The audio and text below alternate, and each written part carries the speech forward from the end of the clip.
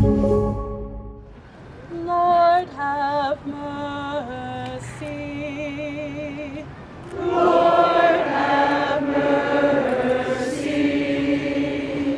I'm here with Catholic social justice leaders from around the country to draw attention to the moral crisis at the border.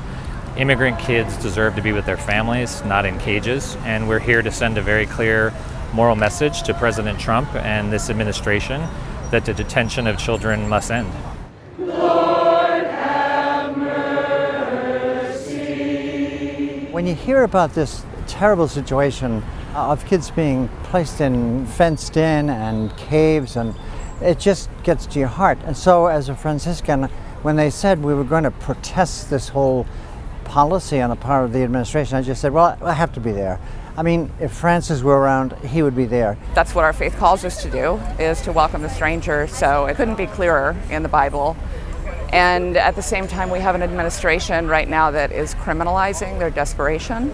So it only makes sense that I would be here on Capitol Hill demanding that Congress stop funding the state-sponsored terrorism and abuse that we're seeing happening, particularly at the border.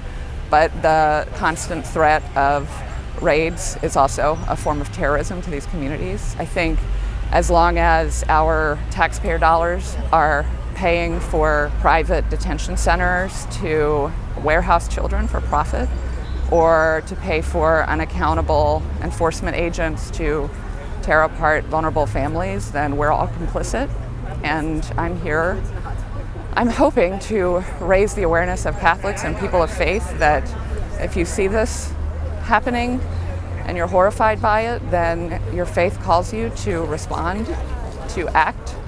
And if you fail to do that, then you're really failing your faith and your responsibility. 35% of the members of Congress are Catholic.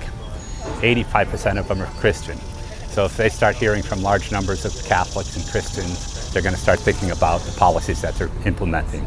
And a lot of the folks here at Capitol Hill are burying their heads in the sand. Catholics know that statements and prayers right now, while important, are not enough. When we have children being ripped from their parents and kids being detained without soap, without toothbrushes, there needs to be a heightened moral response. And getting arrested sort of draws attention to the crisis. A few hours in jail for me is not significant compared to what kids are facing. And so my hope is civil disobedience will help provoke an examination of conscience in this country about what's happening at the border.